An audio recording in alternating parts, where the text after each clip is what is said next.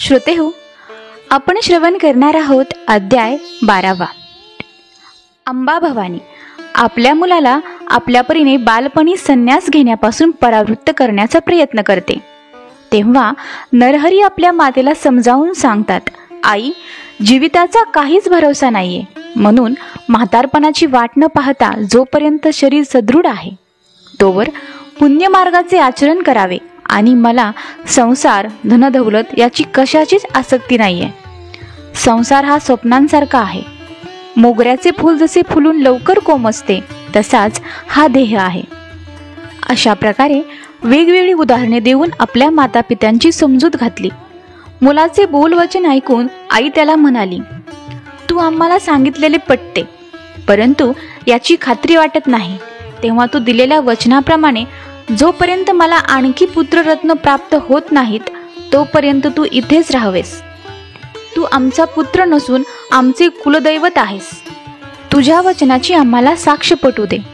नरहरी तिथे 1 वर्ष आई वडिलांजवळ राहिले. त्या कालावधीत त्याने अनेक विद्वानांना देवशास्त्रे शिकवली. नरहरीच्या वचनाप्रमाणे त्याच्या मातेला जुळे पुत्र प्राप्त झाले. ते 3 महिन्यांचे झाल्यावर नरहरीने आपल्या मातापित्यांचा निरोप घेण्याचे ठरवले. निरोप घेते समयी साक्षात दत्तात्रेय स्वरूपात त्यांना दर्शन दिले आणि पुन्हा 30 वर्षांनी मी आपल्या भेटीस येईन असे सांगितले. तसेच या जन्मात तुम्हाला आणखी 2 पुत्र व कन्या प्राप्त होईल असे सांगितले. असे अभिवचन देऊन नरहरी तेथून निघून गेले. पुढे ते काशी क्षेत्रास गेले. तिथे कृष्ण सरस्वती नावाच्या वयोवृद्ध संन्यासी यतीने संन्यास धर्माचे पुनरुज्जीवन करून लोकोद्धार करण्यासाठी त्यांना संन्यास घेण्यास आग्रह केला. तेव्हा नरहरीने कृष्ण सरस्वतीचा अधिकार, श्रेष्ठत्व लक्षात घेऊन त्यांच्याकडून संन्यास ग्रहण केला.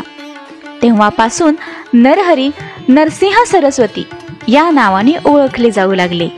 नरसिंह सरस्वती यांच्या प्रभावाने अनेक लोक त्यांचे शिष्य झाले. माधव सरस्वती हा त्यांचा प्रिय शिष्य होता. श्रोतेहो, चला श्रवण करूयात अध्याय 13वा.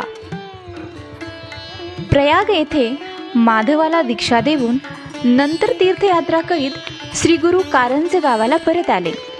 त्यावेळी त्यांचे आई वडील, 4ही भाऊ व बहीण त्यांना भेटायला आली.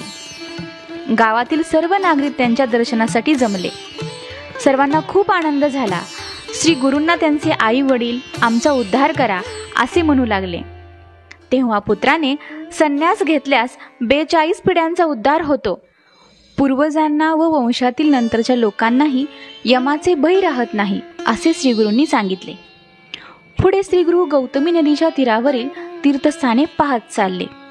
मंजरिका स्थानी गुरूंनी माधवारण्य नावाच्या यतीवर कृपा केली.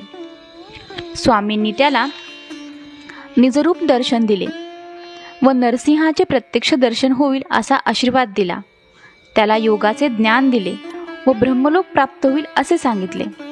वासर ब्रह्मेश्वर या गोदावरीच्या एका तीर्थक्षेत्रात स्वामी शिष्यांसह स्नान करीत होते. त्यावेळी तेथे एक ब्राह्मण आला. त्याला पोटशूल होता. तो वेदनेने विवळत नदीच्या तीरावर गडबडा लोळत होता.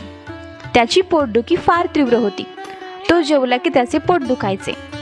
अन्न माझे शत्रू झाले आहे, तेव्हा आता मी मेलो तरी चालेल असा मनाशी निश्चय करून तो पोटावर दगड बांधून पूर्व आयुष्यात गेलेली कर्मे आठवीत नदीत जीव देण्यासाठी जात होता. तोच गुरूंनी त्याला पाहिले व त्यांनी शिष्यांना सांगितले, त्या ब्राह्मणाला इकडे घेऊन या.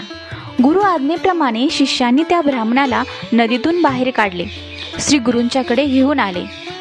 श्री गुरूंनी त्यांची विचारपूस करून आत्महत्येचे पातक करण्यापासून त्याला परावृत्त केले व सांगितले, तुझ्या व्याधीवर माझ्याजवळ औषध आहे. तू जीव देऊन महापाप करू नकोस. मी तुला औषध देऊन या व्याधीतून मुक्त करतो. तेवढ्यात सायनदेव नावाचा एक ग्रामाधिकारी ब्राह्मण तेथे आला. तेव्हा श्री गुरु सायनदेवाला म्हणाले, मी याला औषध देतो. याला अनारसे, उडदाचे अन्न, दुधाची खीर खायला घाल. त्यावेळी त्याचे दुखणे समूळ नष्ट होईल. याला लवकर घरी घेऊन जा. तेव्हा गुरुवचनाचा स्वीकार करून त्यांच्या पाया पडून सायनदेव त्यांना म्हणाला, आपणही भिक्षेसाठी माझ्याकडे यावे. गुरूंनी त्याच्या आमंत्रणाचा स्वीकार केला. जाखाई नावाची त्या सायनदेवाची पतिव्रता पत्नी होती. त्या दोघांनी गुरूंची षडोपचारे पूजा केली. त्यांचे मनपूर्वक भोजन पात्री मांडली. अनेक प्रकारची पक्वाने, अनारसे, उडदाचे पदार्थ, अष्टविध पक्वाने साखरेसह वाढली. श्री गुरु आनंदाने भोजन करू लागले. त्या पोटशूळ असलेल्या ब्राह्मणाने मनापासून भोजन केले. श्री गुरूंच्या कृपादृष्टीने त्यांची व्याधी गेली. ज्या ब्राह्मणाचे अन्नाशी शत्रुत्व होते तेच अन्न गुरुकृपेमुळे त्याला औषध ठरले व त्याचे दुखणे गेले. ज्याच्यावर गुरुकृपा होते त्यांच्या जन्मांतरीचेही दोष जातात. तिथे शारीरिक व्याधी कुठून राहणार.